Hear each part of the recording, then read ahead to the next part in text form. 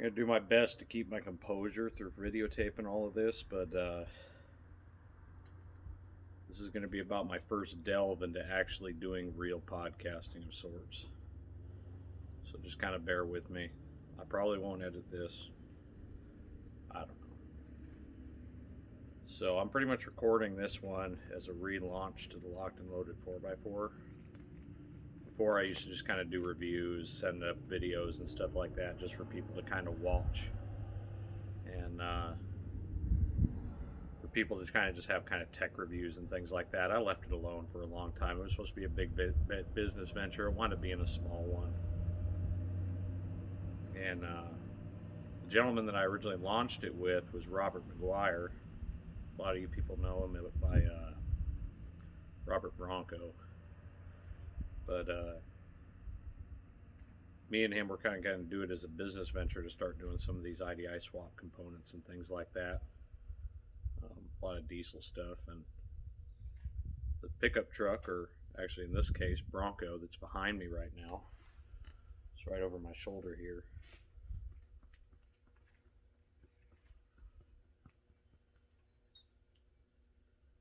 Me and him put together while he was still living over a period of several years.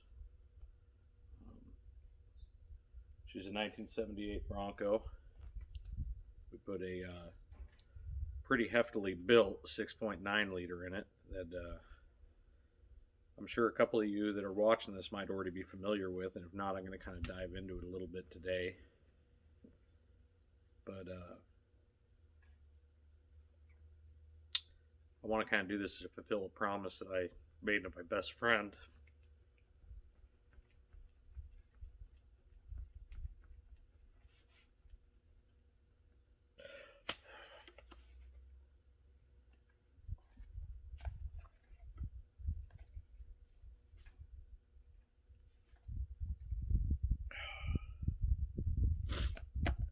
Anyhow, this is a composition book that Robert had made for me.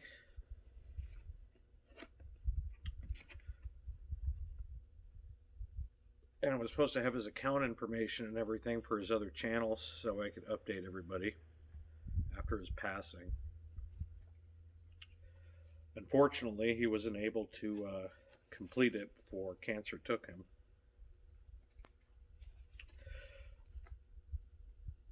But he did leave me this note. And in it he wrote, "Hey Craig, if Kimber, his wife, if Kimber is giving you this book, I've passed. This is all my notes for my podcast, YouTube, and my personal Facebook pages. On my computer I have a e-drive with all the artwork that we'd worked on. That's in it. Please keep things going. You're an awesome friend and I love you very much. Love always, Robert." So this is hard for me to be on camera, let alone bawling my eyes out right now. So since I don't have Robert's information, since he wasn't able to leave me all of it, and I've only been able to recover some, I'm going to start over again. We originally had the idea of doing a podcast and discussing random things about Dentside, bump side pickup trucks, Broncos, the like. Well, I think I might go a different direction. I'm going to start doing my own builds and a few other builds and maybe even a couple other featured builds. So for right now, I'm going to go ahead and start with Robert's Bronco because he was the one to start it. And he's the whole reason I'm even here, because he started me down this path about almost 15 years ago. So let's go ahead and take a walk. I want to kind of go over the Bronco real quick. This is probably going to be an awful video, but we'll work with it at about 4 minutes already. So I've left most of this shop alone. Most everything that is here is the way that Robert left it, other than moving a few things. He had a few mower motors and things like that in the way, and some gas. The The Bronco is a 1978 Ford Bronco Ranger XLT. I have the body out there in the back, on the back of the 1979 F350 that Robert had actually left me to go ahead and complete. That one there has a 7.3, but we'll touch on that more later. Myself and Robert went through this Bronco, it's maybe been about 8 or 10 years now. He wanted to have a hot rod, and being in the state of California and it being in 1978, he wasn't able to do that without either cheating smog laws or going ahead and registering in another state, which was hard at the time. And so he had it sitting around, and it was a twin to one of my pickup trucks that he had given me. And I told him one day that my friend Corey Pratt, which you might be familiar with that video, had an old IDI shoved into his 1977 Ford F-250. And that it would be fairly easy to go ahead and swap a 6.9 or a 7.3 into his Bronco. That way we could kind of cheat California smog law, because this would have been produced in 1980 and after. Actually, I'm sorry. But anyhow, 80 and after this was already produced. Not proper years for the production, but anyhow. So we could go ahead and skirt the laws, because these things were pretty much unregulated diesels. Still are, for that matter. So no smog or anything. Go down to the Bureau of Automotive Repair and go ahead and declare it as a diesel. Well, we went down to the scrap yard about a week later and picked this motor up. Now, albeit it did not look the way that it does now, and I apologize for the shoddy camera work and everything in the back, but we picked this motor up out of an 86 Ford pickup truck. Probably took us about the better part of about 3 hours to get the whole thing out, because the thing was, it wasn't smashed, but somebody had kind of torn on it, and everything was kind of jam-packed in there. After getting this thing rolled out to the front, they're sitting there trying to charge us for a gas motor and looking at the injection pump that isn't right here, and trying to tell us that they need to charge us for a distributor and the likes. So we argued it down and got it for a few $100 and got most of the accessory drive and everything, and decided to start tearing into it. And we started tearing into it and pulled the cylinder heads off, and this was back when he was in Modesto, and we found that some of the glow plug control, or the glow plug ends, had gone ahead and snapped off. If I recall correctly, I think they were auto lights, which, if you know anything about an IDI, they snap off because they aren't that great. So we kind of pondered on it and thought about maybe just refreshing the build. And Robert, if you knew him, and now I'll try and describe it if you don't. Well, Robert can't leave anything alone. Everything that he does is pretty big. So he decided to build this monster of an engine. Had our friend down at Valley Balance and Machine by the name of Steve go ahead and build him this motor. After talking with Justin Anderson with R&D IDI Performance back when that was still a new company, and a few others, which I won't mention because I don't want to hack any names, because I can't remember names off the top of my head. I'm horrible at it. But anyhow, he had gone ahead and talked with them and decided that he wanted to make this massive performance motor. Well, back then the 6.9 was the way to go, you know. I mean, a lot of guys liked the thicker cylinder walls and everything, and we didn't know about head studs then as much, with the failure point with these being smaller diameter head studs. So we built this motor, and Steve went ahead and assembled her for us, and he went ahead and compression cut the pistons, lower the compression a bit. He was intending on running something around the lines of an S366 or a twin compound setup. We went ahead and had the pistons coated. There's some other information I'm sure I'm probably forgetting. All of this is logged on FTE and his blog spot, so I have both of those backed up. I'll be going further into detail on those at a later date. But went ahead and coated a lot. Had a lot of anti-friction coatings made. Had some kind of cryo done on it. And then we went ahead and we got it mounted in here. Never got to finish the motor mounts. It's kind of a conglomeration between the motor mounts that I built and somebody else getting to them after me. And went ahead and left one end open. And I wish they were nicer looking, but I'll be building another set for this to go ahead and throw in. But I went ahead and I centered her up once we had another 6.9 for one of my projects, and got this all built out and made a build page on FTE for it. Picked us up a T19 bell housing and everything, and ran out of center force clutch on her. Still made it to the MP435, and I will get to the back end of this in just a minute. But so we built this monster of a motor, but he kind of had a surprise for me, and I came over to the machine shop when we were running this thing on the sim tester, which is essentially like a bench testing for going ahead and turning the motor over, that you can go ahead and supply oil to the motor through the back end, because they go ahead and you pour it in through the back of the motor. Let me move some stuff out of the way, R&D rails. But he gave me this surprise. One of 3 sets that I'm even familiar with that even existed. Only one set that I know that even still exists that are owned by Brian Grilly, which I didn't know at the time, and now I do. Very good friend, very big IDI enthusiast. But these were the second set ever made, and the first set ever made like this, that are roller rockers from Harlan Sharp.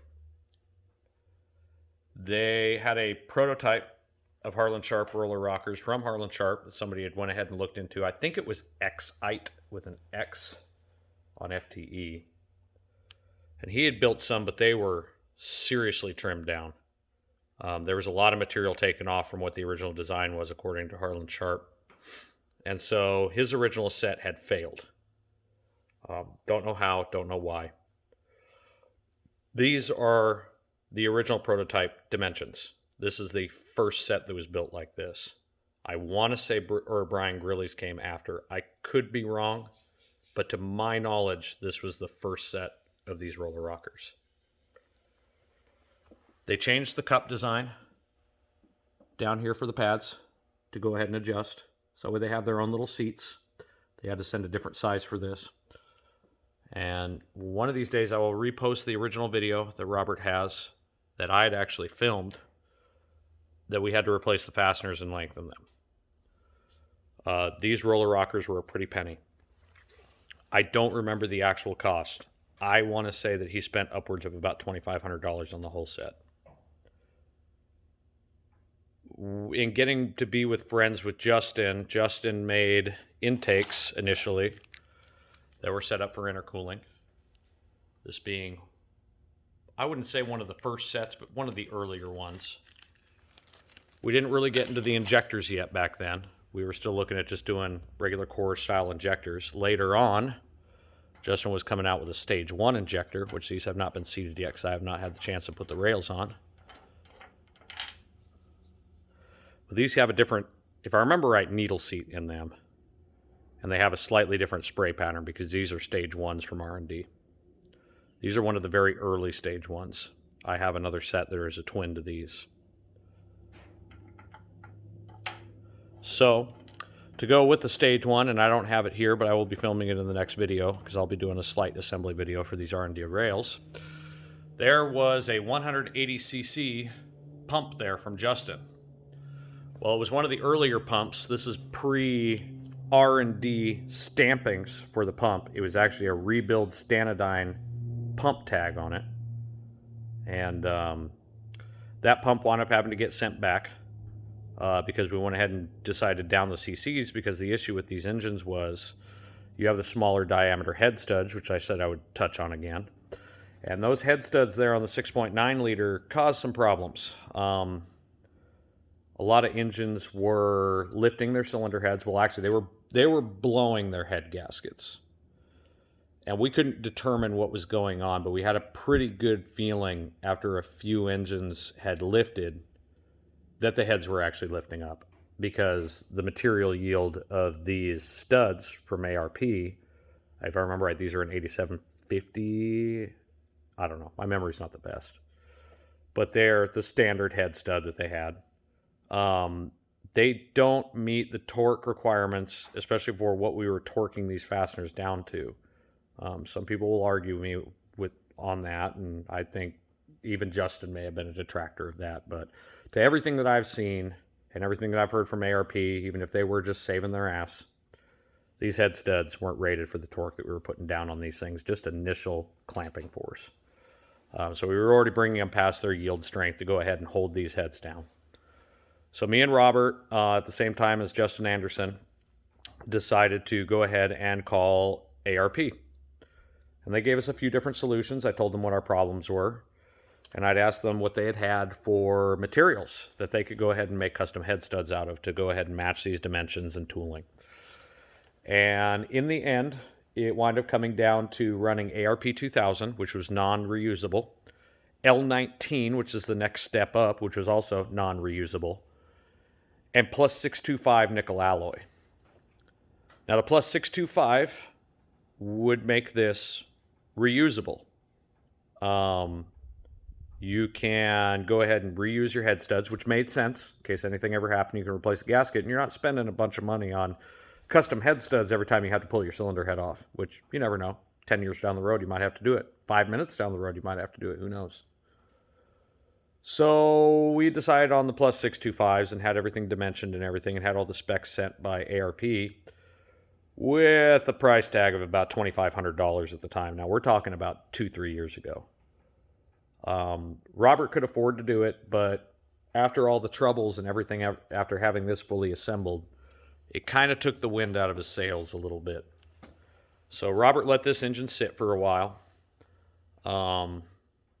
I worked on trying to get it out of the machine shop so that way we can try and get it machined and everything. And at the time I was staying with Robert. And we wound up getting it back. But by that time, I was actually moving out of state. I now reside in Idaho, and I have for the last 3 years. Actually, back to Idaho, I should say. But anyhow, long story short, Robert managed to put this all in after I'd fabricated the mounts, and I went ahead and helped him by phone and everything else, and he had a lot of help from neighbors and everything, because about then he knew that the cancer was going to be taking him eventually. He had already found out that he was stage 3 cancer at this point. He managed to get the engine in, set up everything, the bell housing and everything that I'd managed to get him at the scrapyard. Clutch, gave him specs for all of that. He went through the MP435. I do know that there was a hardening process. I think it's a surface hardening process on the input. Other than that, this is pretty much a sealed bearing MP435 that was done on his Bronco originally. And we had talked about splitters and everything of that sort. I'm going to kind of bump this box with the rails out of the way for a second. But he wanted to have something that nobody else really had. Not a lot. And so he went ahead and wanted to run a splitter. Well, I had gotten him a Dodge casing because back in the time, Northwest Fabworks was actually making a splitter casing adapter that would work on a Dodge splitter, which was actually sitting next to me when I was filming a minute ago. It's now in the scrap heap because it's unusable. They no longer make this kit. And so ORD, Off-Road Design, which I will get into more detail on them in a minute, made this adapter plate, which I suspect was actually from Advanced Adapters, to go ahead and mate a Ford NP203 front shifter casing. So pretty much just the high-low here, from here to here, to the NP205.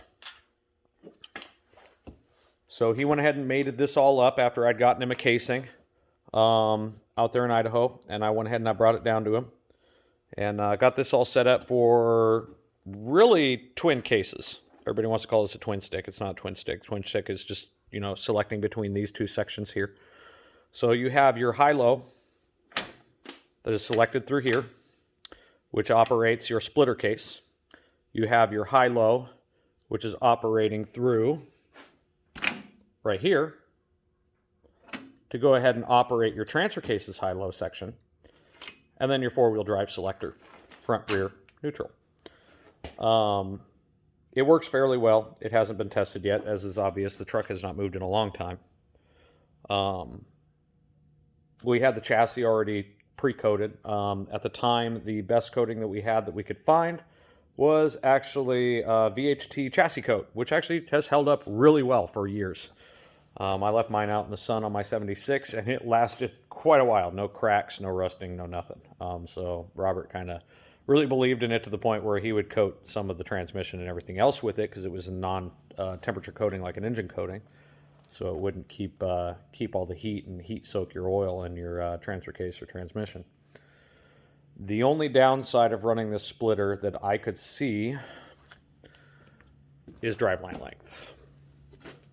So you don't have a lot of clearance between these two. So you have your output, which would actually be further in than this. This has not been seated yet. Going down to your pumpkin down there for, in this case, a Dana 60, which I'll be touching on in a moment. But we're going to find a solution for that. I'm going to be placing a order of sorts into Steve with Valley Balancing a machine. I'm going to have a shorter shaft made with a double cardan joint on the back end here that we can go ahead and mate up there and hopefully not have to clearance anything up here.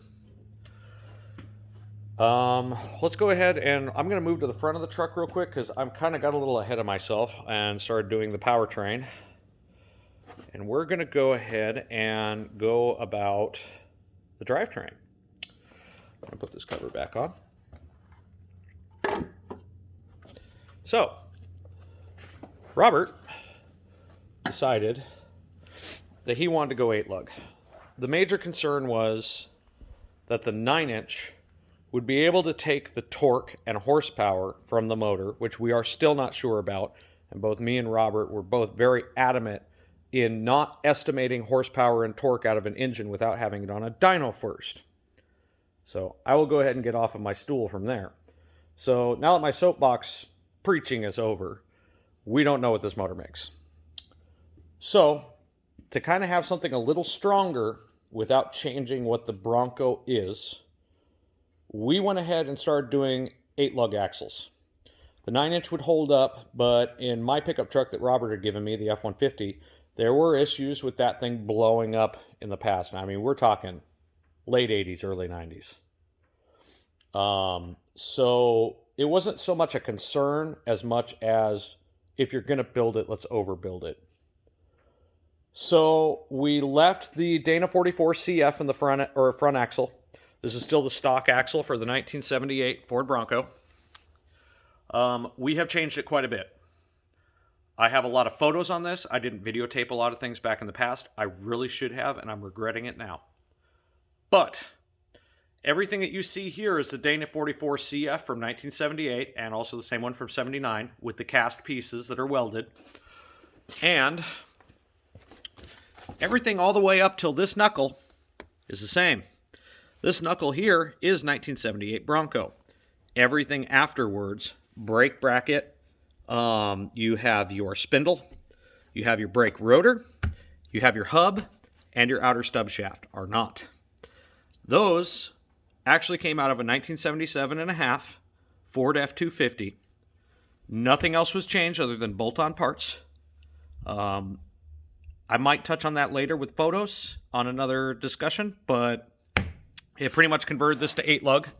You have what they considered to be the Dana 44 HD, which a lot of people do not consider to be the HD from 78, 79.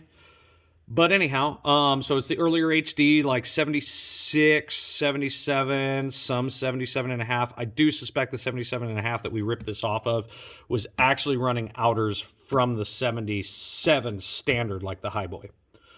The reason that I say this is I have never seen anything in any of our manuals that says that there was a bolt-on hub for 1977.5. So before everybody starts trying to burn me at the stake, I am not saying this is a 77.5 assembly. I'm just saying what it came off of.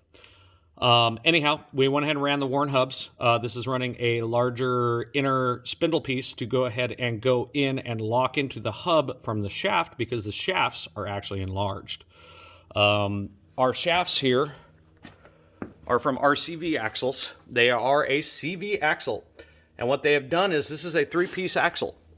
So you have the shaft that's going from your differential and what would be the spider gears. We do not have any in this because I'll touch on that in a second. This is an ARB carrier, and so you have your inner shaft, and then you have your CV that mates to the inner shaft, and then you have the CV ball on the opposite side that is steel that then has a plug-in outer shaft.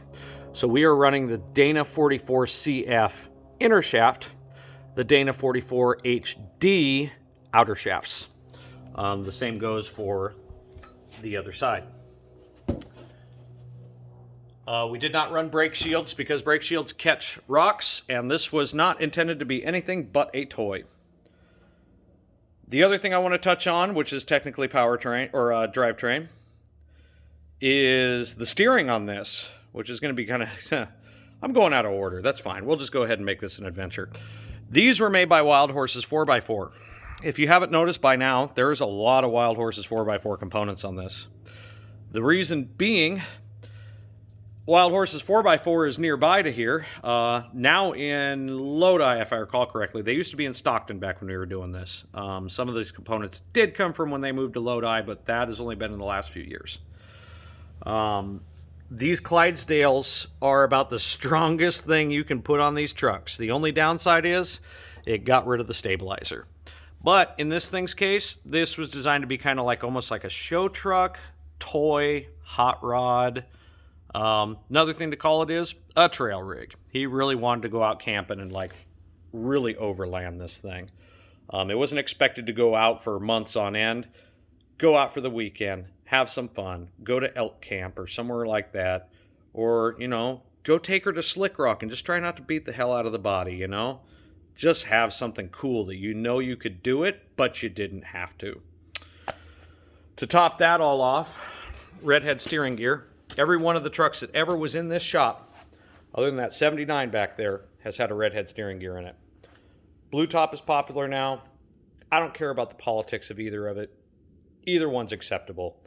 They fix a lot of the problems with these with roller bearings on the counter shafts. They have better fitting because they're not made in China. You have somebody actually hand fitting this sucker. It makes a difference. Your steering box will stay tight. Moving on from there, we'll go back to the axle again.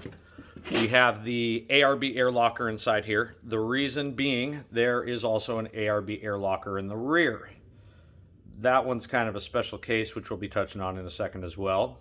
That's going to be in my vocabulary a lot. But this was to match up the rear, but also to make it so we have selectable lock up front.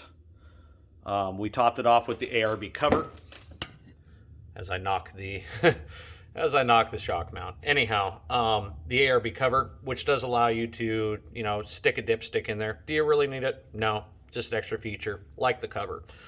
They made some seriously heavy nodular iron with that sucker. It is a pretty good cover. So I would imagine it'd probably take a couple of rock hits until it broke. Everything on this for polyurethane on the front axle is all energy suspension. We ran some things that were prothane that you could not get from energy suspension, but for the most part, it's all energy suspension.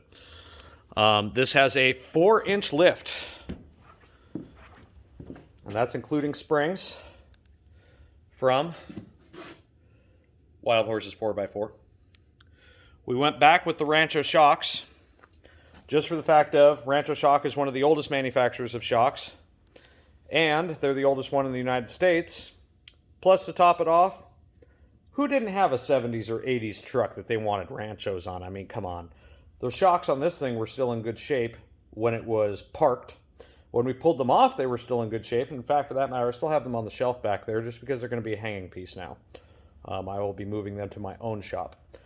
The 79 that I went ahead and got off of Robert had the exact same quad shock setup, had the exact same Rancho shocks. Those were an earlier example of the Rancho shocks from 1986, and the only reason I know that is because I have the receipts. And those shocks, the only reason I had to replace them wasn't because they were dead, but because they managed to get a small squeak from the outer seal. We're talking a truck that has a ton of miles on it, that's drug multiple states, was used for hunting, fishing, going out into the Sierra Nevada mountains and getting the hell beat out of it. And those Rancho shocks were still good. And I beat the hell out of it when I got it too. Might not want to tell the original owner Ken that or Bob. Anyhow, left the radius arms alone. We were going to do extended ones. It never wound up happening. Honestly, don't know if it needs it, but the flex springs should allow a lot more flex than the original Rancho lift springs, which we also have sitting over here in the dirt. May have already seen that. These being 4 inches, they have a little bit of sag, but these were actually designed to hold a winch bumper. They're designed to be a little bit heavier than a regular flex spring. So because it is not a a continuous rate spring and a progressive rate, it allows a little bit more sag in certain areas than it does in others. So you can bottom out one part of the spring and then start loading the other. Makes it really nice for flex. I have not taken this one out, but on my 79 that now has a 74 body on it, thanks to a nice rollover, it has actually proven to be really flexy. The front, not so much as the rear, but the front will follow the rear. We didn't do the extended links, like I said, but those will more than do the job. We went ahead and had brake lines, which is getting a little bit off, but and hoses made from wild horses. I'm sure I'm not supposed to be saying this. Wild Horses 4x4 made these for Robert, and Robert specifically, because the brakes on this are all 8-lug Dana 44 CF, or I'm sorry, Dana 44 HD. So since they are the Dana 44 HD, they share an entirely different brake line on this side than they do where the Dana 44 CF is. The Dana 44 CF is integral to the axle where it goes, and then you have a central mounting point right there on the side of the pumpkin. Well, in the Dana 44 HD, the brake lines would come somewhere up here with a bracket. And that wasn't going to work. We weren't going to change the entire braking system. So not only did Wild Horses make him hoses to go ahead and work with this after dropping it off over at the shop in Lodi, but they also made him stainless lines everywhere. And I mean everywhere. This entire truck has stainless brake lines made by them. I also have the coil lines and everything else. So we can go ahead and tie in the braking system to the factory areas.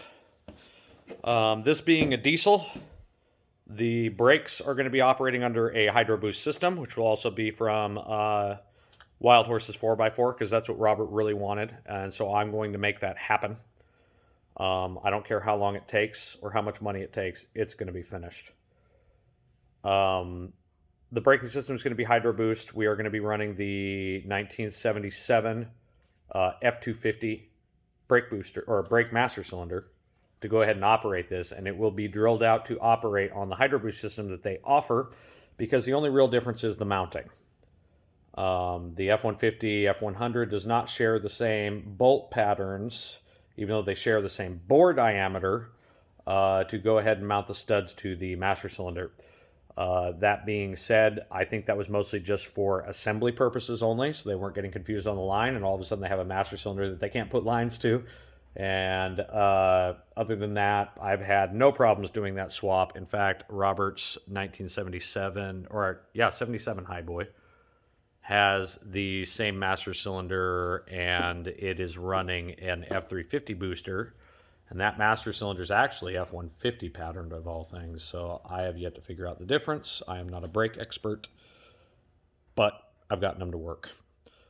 This will allow for better stopping on these brakes due to the extra pad area on this thing. I mean, these things are chonky in surface area compared to the F-150, which the F-150 and the F-100 and the Bronco were essentially just an underrated kind of Thunderbird brake system.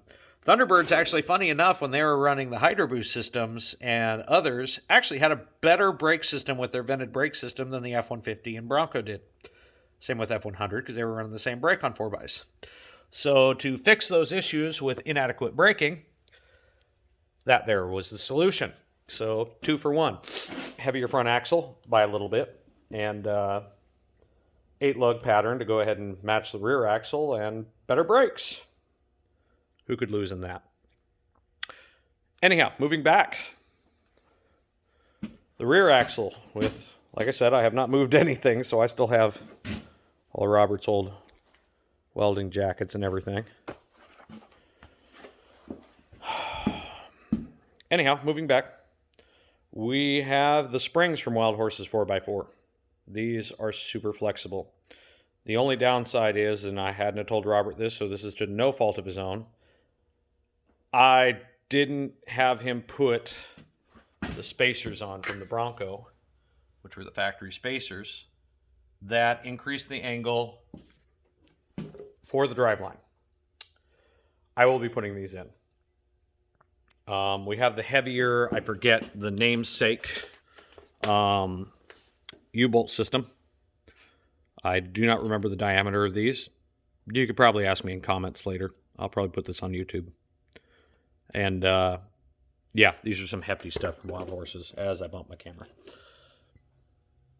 Like I said, this will not be the best film work. I'm going to be working on this. This will become a podcast eventually. These are meant for the Bronco. Same with the front springs. They can be used on the F-150 and F-100 systems. They are practically the same. The Bronco is a little bit heavier in the back, but if you have a long bed 4x4 pickup truck, these springs work great because I have them on my 1979. They are flexible as hell. These will flex more than the front springs. Anyhow, continuing to move back. Robert, and I do not remember who his supplier was, had these brakes here converted over from a Chevrolet of all things. What Chevy? I don't know. I don't know all the details on the kit. I think it's been written down. I'm going to be tracking down this information. Yeah. Mounting plate. Brakes. Good to go. You've seen pretty much everything. That's just a disc brake on a Dana 60, right? Rancho shocks, obviously, to match.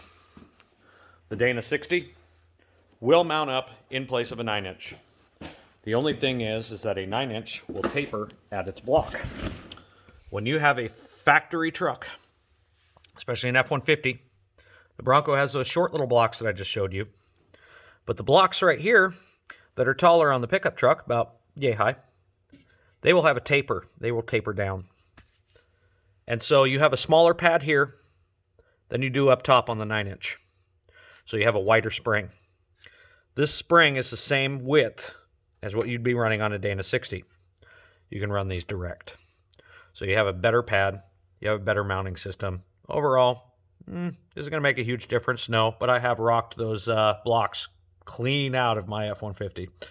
Have photos of that as well. Especially if you have a stacked block. Don't run stacked blocks. God, please don't run stacked blocks.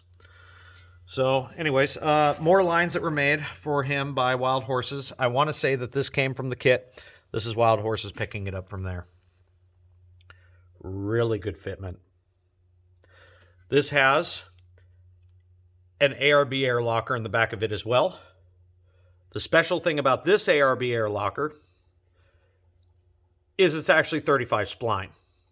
So your axle shaft is 35 splines all the way from the point that it's coming in here is 35 splines. And you keep that same diameter going through the entire damn shaft all the way to the outside. That makes for a strong-ass axle. To what my recollection, like I said, numbers don't come to me very easy, so I'm better with a piece of paper in front of me. If you've seen any of my previous videos, especially on my IDIs. But from what I remember, it's 31 to 32 splines on a factory axle. That's for the Dana 60. This is 35. The spindles had to be bored out for these to go ahead and work.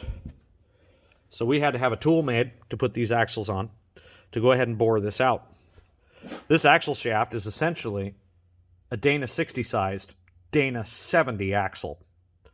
So the Dana 70 being the DRW axle, or in some cases a single rear wheel axle in the case of F-350 campers or super campers as they were earlier called, shares the exact same spline diameter as this. This is essentially a 1-ton axle shaft. Past the point that they're also chrome moly. Anyhow, moving on. Fuel system was never completed. Robert was trying to bend from a roll some stainless tube, which I think this is aluminized tube. I don't know if this was actually stainless or not. He was going to go ahead and meet that up with the fuel sender here. I had sent him components from a rear tank that was off of an IDI pickup truck that we were going to go ahead and plunge drill through this unit and run the return line. I don't know how I'm going to be doing this now.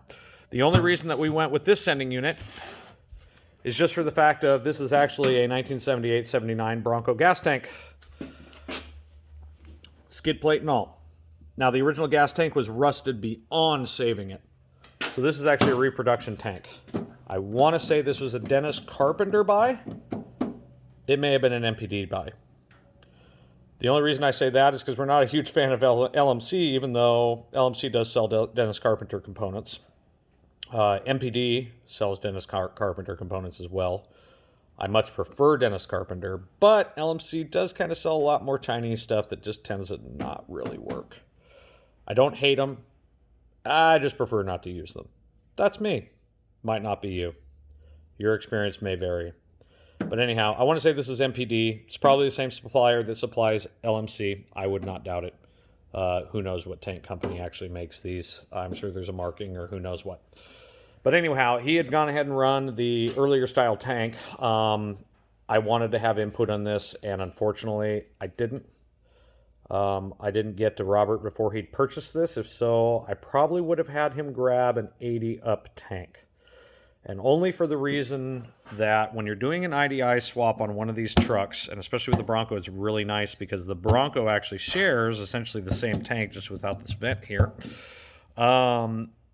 The tank is pretty much the same. Like, they didn't change very much on those Broncos. They changed a lot with the chassis, but the tank stayed relatively the same, some different contours. But you have the larger ring in those tanks. And with the larger ring, you can just take a sending unit out of a rear-mounted pickup truck tank, re-arc it a little bit, make it a little bit longer with some tube, and go ahead and shove it in this hole. Unfortunately, there was no diesel available on these. They had a small diameter cap, so I will work around it. The good advantage, though, is that it has two-post fuel sending. So that fuel sending unit to go ahead and send the level will work with all the gauges, which is one of the things that Robert really liked, was having gauges that work properly. These are not under load. These are the heavier shackles or hangers. And for the most part, you've seen about 90% of this truck. There's not a lot to it. We were going to go ahead and be putting, that's the stick shifter boots, templated and everything. I will be cutting those very soon here. I had a battery box that I had designed that would hold a Group 34 battery because Robert liked his Optimas, and so do I. They do die and whatnot, but what's a little bit of money between you and some fun? Anyhow, we run the Marine Top batteries because they're almost like a deep cycle. They're kind of a deep cycle, but they're also a starting battery. And we were going to be making some mounts to go ahead and mount this air compressor to run these axles. We never got around to making them. I wanted to get to the point where Robert was ready on the body. I have the prototypes drawn up. I went ahead and I did not CAD them, but I do have a digital drawing. I'm hoping that I can get my good friend Sam to go ahead and make me some. That is not a stab at you if you see this, Sam. I'll probably be talking to you before I post this. But anyhow, if we do, this will be mounted on the battery trays. We're going to be running the dual battery trays. This will be mounted on one end. When I make these battery trays, if I decide to go ahead and reopen the business and start making these components off the shelf as either U-weld kits or pre-welded and fabricated, more than likely be U-weld kits. I'm going to have the holes punched out for these to mount. I will also have it for the smaller ARB air compressors. But that's in the future. I'm really hoping we can make this happen. That being said, I'm going to move to the body now that I'm at 44 minutes. Boy, if I can get my camera to behave. There we go. So this is the 79 that Robert had left me, and we kind of used the bed to go ahead and mount this. That's Robert's original body. Looks a little goofy with that tire in front of it, doesn't it? All the grill components and everything else wound up getting sat up here. Fenders as well, because Robert kind of ran out of room. Robert liked his projects. I don't blame him for that. I do too. Robert got this punched into the side of his truck, and I will tell you the story so that way I don't ever forget it, and you have to listen to it unless you want to fast forward. He was driving down, if I remember right, from Caples Lake on 88 or 80. There's a small trail there that was pretty hefty, but there's a nice little valley that's in it that you can camp out of, and he had his boat behind him. And the freak snowstorm came through and really hit the Sierra Nevadas hard. And so he packed up and drove on this trail that's essentially on the side of a cliff for about half of it, and got his Bronco off the trail and started driving down the mountain. Well, when he started driving down the mountain, he hadn't realized that the highway was actually closed, so he's sitting there in four-wheel drive, no chain on the trailer. And when he starts making it down the mountain, there's a CHP, Highway Patrol Officer, that is standing in the middle of the highway putting his hand out to him to tell him to stop. Well, Robert's fine for gaining traction if he's going downhill in four-wheel drive and kind of load out in first and second gear. Stopping, not so much. If you've ever driven in decent snow, you're going to slide going downhill. Well, the problem is that trailer's going to start pushing on you, and that trailer went ahead and jackknifed into his Bronco harder than hell. That's what caused this crease. So I will be talking with a body guy that Adam with Paper Beats Rock, good plug there, is going to be trying to set me up with, and we might be changing that corner. For now, so that way I can get this truck that is underneath the Bronco out of the way for Kimber, I am going to be lifting this body up, and this week this body will be going back on the Bronco. I'm going to be putting that Bronco back into one piece as best I can, and I'm going to try and film it for you. I am not used to carrying a camera around with me. I'm only pretending I'm a podcaster. I am not one. Robert had a friend of his that owned a stereo shop that wanted to go ahead and have a sneak attack truck. I don't know if that's actually what they called it. He had a bunch of speakers put together with this thing, and this thing was a truck that was supposed to look crappy and beat up. I think this was before the dent, if I recall correctly, but have a nasty stereo system inside of. So for the time, I think this was about the early 90s, these enclosures were made. These speakers were stuck in. And there's some amplifier there. Robert used to blast this system, and I swore to God that that top was going to fly off of this sucker. Would it have? Probably not. But it was nasty. Now, he wanted to put this back in here and update it. I hate to say it, Robert's not here to go ahead and argue with me. He can go ahead and argue with me in the afterlife. I'm going to be putting all this stuff back to the way it was, as best I can. Hopefully with this body painted eventually. But for now, it's just going to be a Survivor the way it sits. Robert had me remove the tire carrier. He didn't like the tire carrier at all. Knew that he couldn't put the 35s on there, which I also forgot to touch on, but we'll touch on that more later. Anyways, he has 35 12.5s on this thing that were E-rateds, Goodyear Wrangler MTRs. Well, that tire carrier won't hold this. I still have that tire carrier in my possession. Either that tire carrier is going to be sold, or I'm going to go ahead and take that tire carrier and put it back on. I maybe put a stock wheel on it just as a joke. I don't know. Give me your opinion. If you've watched this far, I want to know your opinion on this. Anyhow, all the body components are here. We have everything here.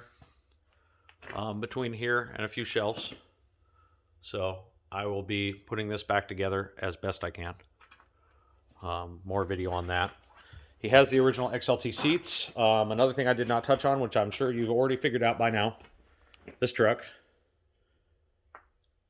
has the freewheeling package, which pretty much had stripes on there. These were an argument between a friend of ours, Scott Carey, and myself. I'll go ahead and admit, I used to think that these ones were the reflective. I kind of don't think that they were anymore. Robert sold me on that.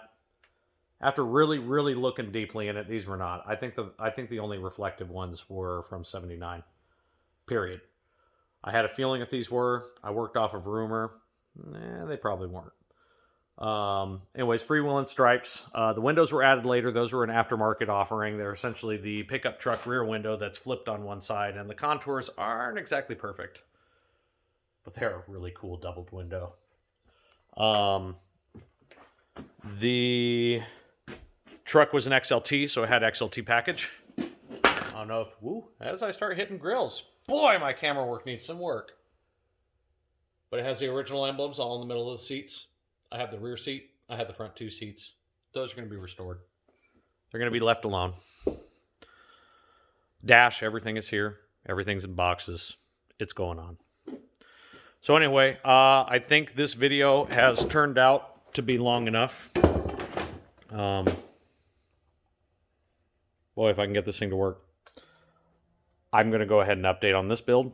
I'm going to update on the 79 over here. I'm going to be updating on my other two trucks. I was already working on a video for my 76, which is another IDI swap truck. The yellow 79 here is also an IDI swap truck. I have my 79 with the 74 body on it that will be receiving a 444 stroker in it that was being built and I need to pick up while I am down here. With any luck, I will be able to do that. And I'll also be touching on some of the trail trailers as well. This has been a really long video. If you've made it this far, thank you. It means a lot to me, and I'm sure it would have meant a lot to Robert because Robert really liked the approval of the community, but he also liked sharing really cool shit, man. So, thank you for your time, and I'll be updating more later. Until then, I guess you could do the whole, like, subscribe thing, comment. I like my comments, man, especially a lot of my personal stuff, 95 that I was hot rodding and everything else. I still answer stuff about that, and that was 6 years ago. So comment, subscribe. I'm not doing this for the monetary stuff. Any of the money that comes out of any of the ad revenue is going to Kimber or into this build for this Bronco. So I do not look to profit off of this. I make enough money on my own. That's not a big deal. My thing is time. I'd rather care about the story of the vehicle and everything else other than profit. Money isn't everything. Family and community are probably about the best things. And that's something that Robert preached. So I hope you all have a good day. You'll probably see this in the future. And thank you for your time.